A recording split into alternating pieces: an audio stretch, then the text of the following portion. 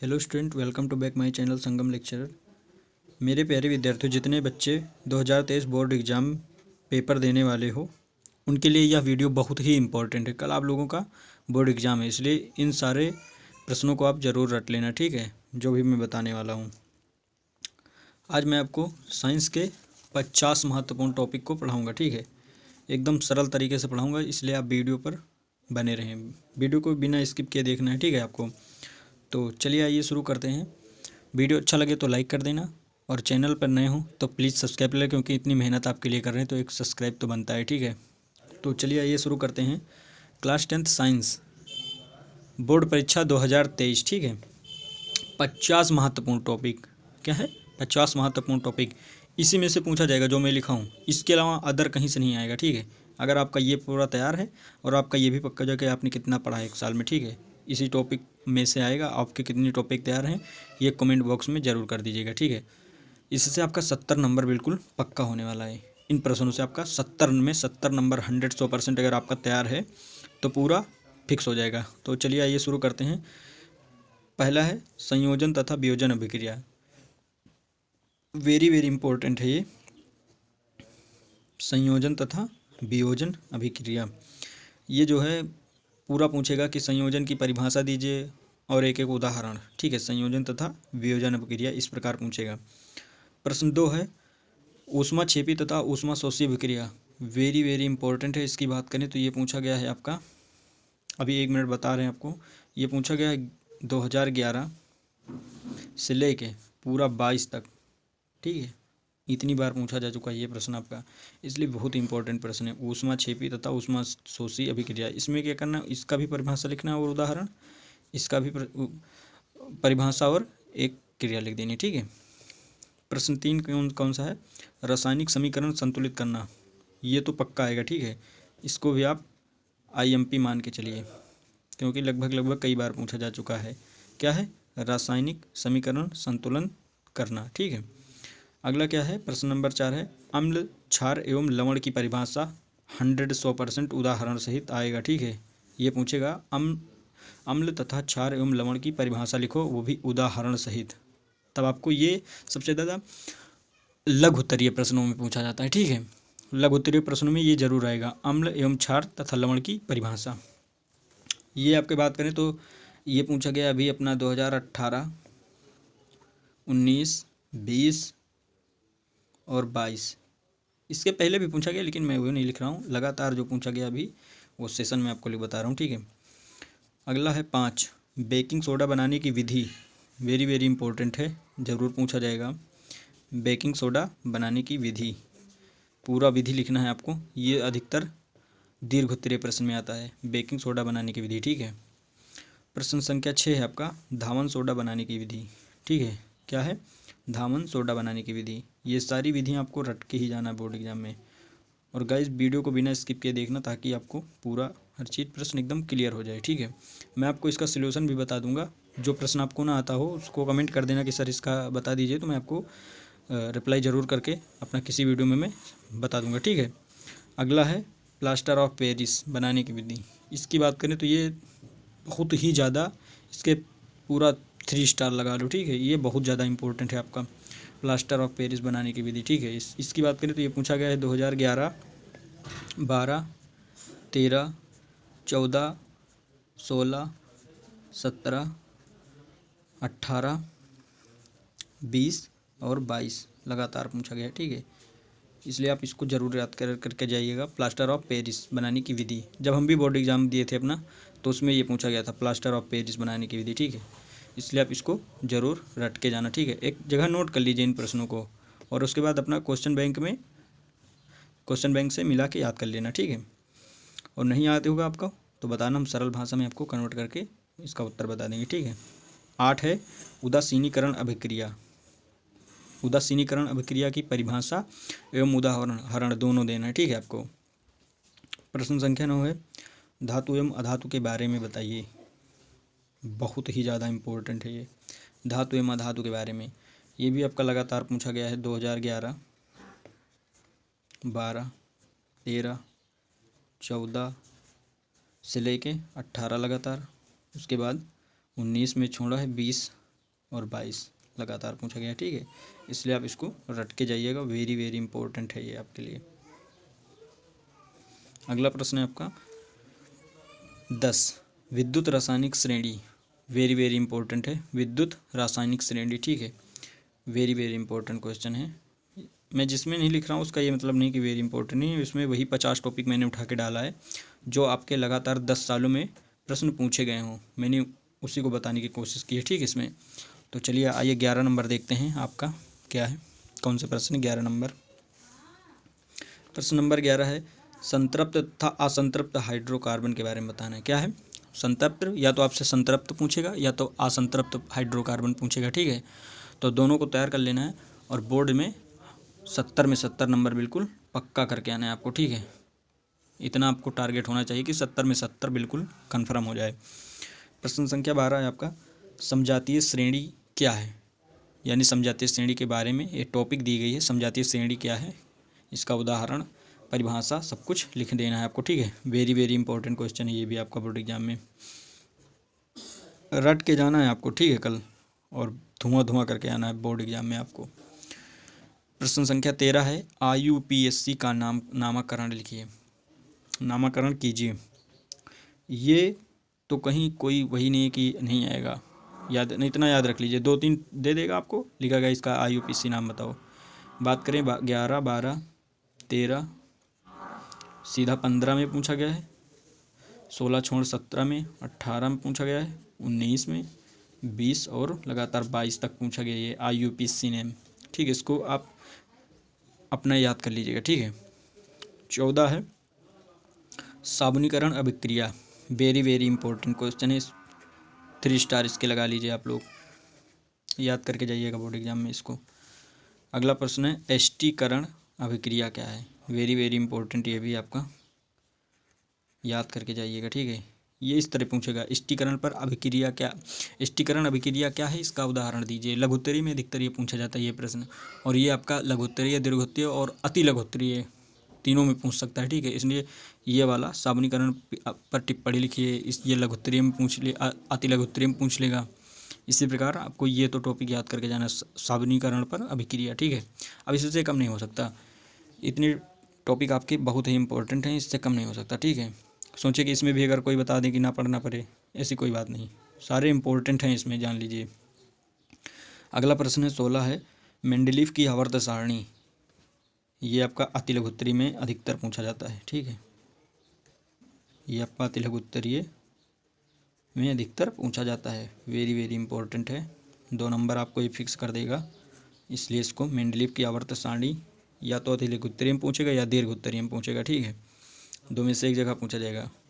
प्रश्न नंबर 17 है, दीर्घाकार आवर्त सारणी के बारे में बताइए, ये भी आपका अति लघुत्तरीय और दीर्घोत्तरीय में दोनों में पूछा गया। बात करें इसकी तो ये 11, 12, 13, 14, 15, 16, 17, 18, 19, 20 और 22 लगातार दीर्घावर्त आवर्त सारणी पूछा गया, ठीक है आपका।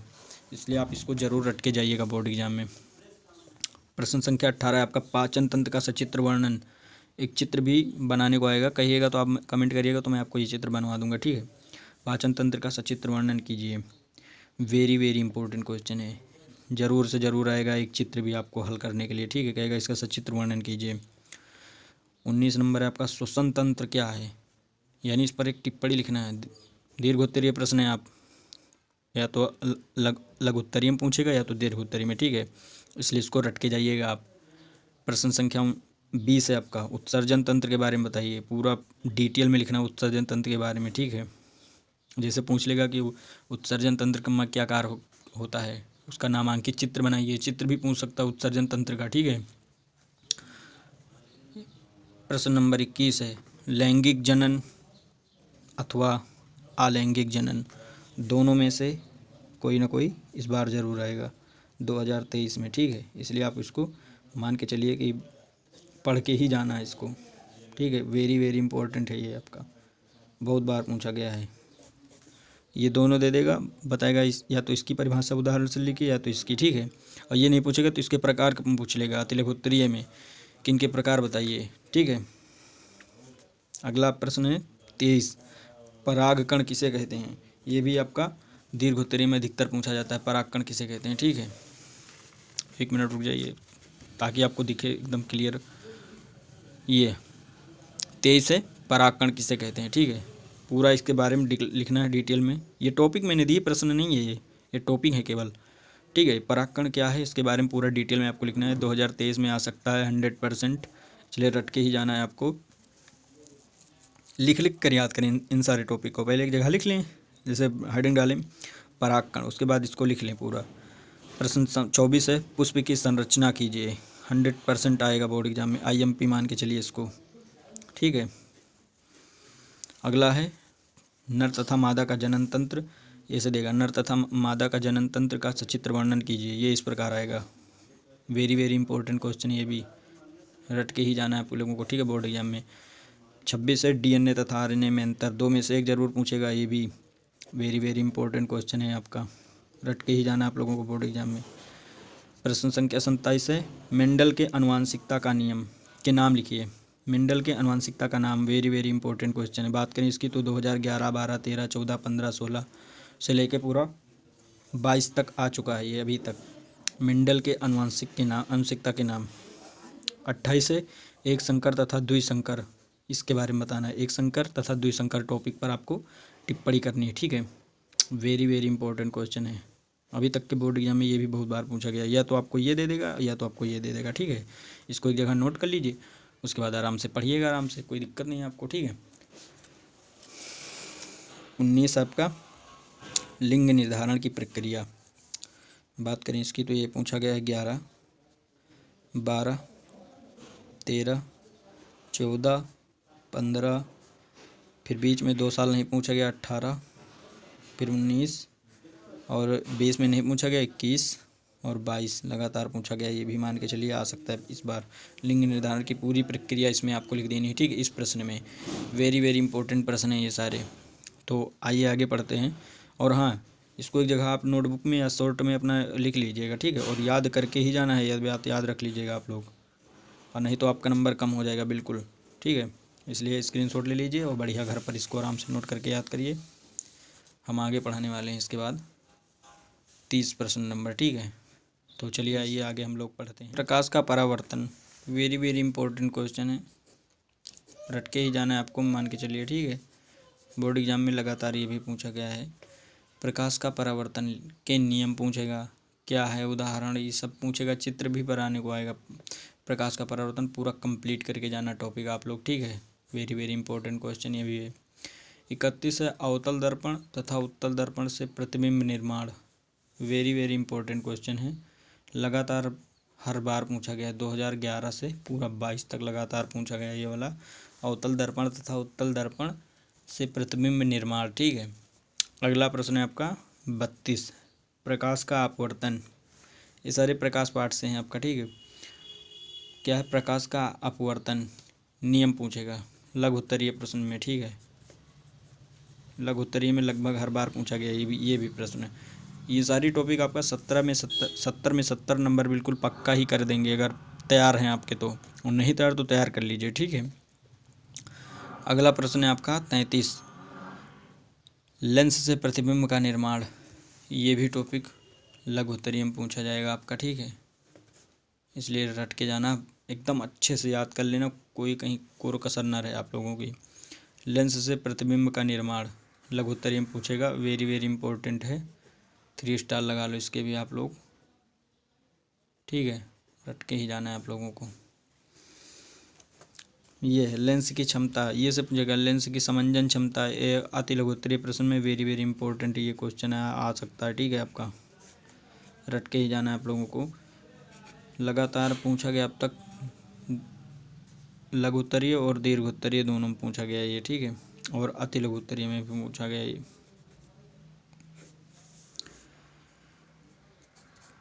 निकट दृष्टि दोष क्या है, या तो ये पूछेगा या तो दूरदृष्टि दोष क्या है। इन दोनों में लघु उत्तरीय में सबसे ज़्यादा अधिक बार पूछा गया है। पूरा इसका निवारण लिखिए, और क्या हमने पढ़ा दिया है पहले भी इसको, निकट दृष्टि दोष और दूरदृष्टि दोष।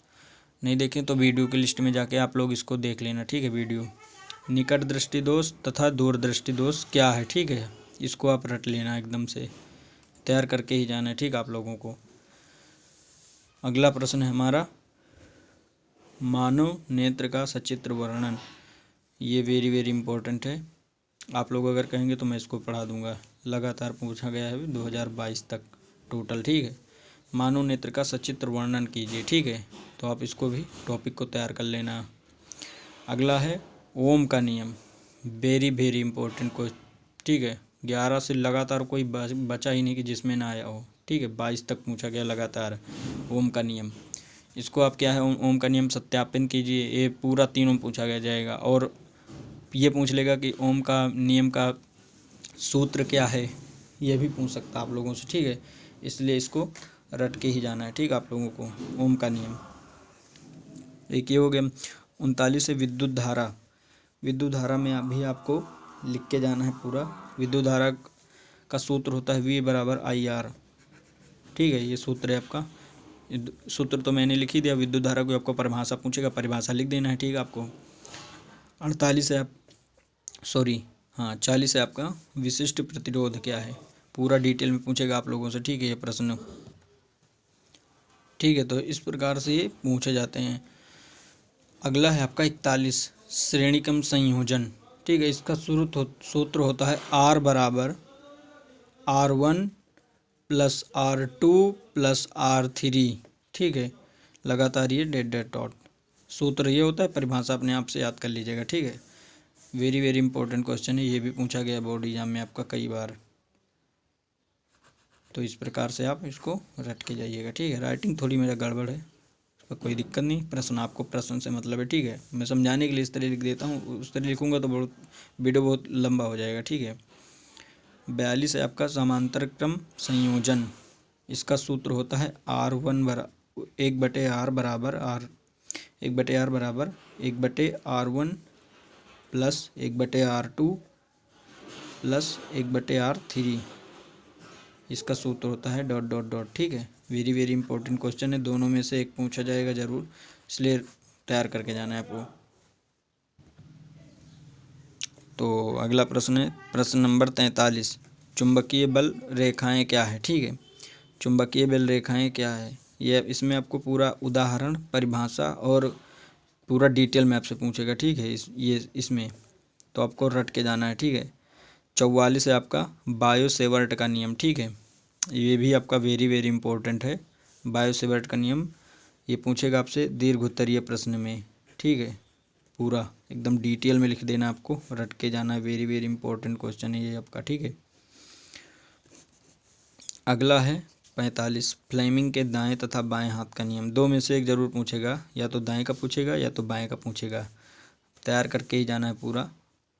दीर्घ में अधिकतर पूछा जाता है ये, ठीक है। दीर्घ उत्तरी में 5 नंबर बिल्कुल पक्का कर देगा आपका ये।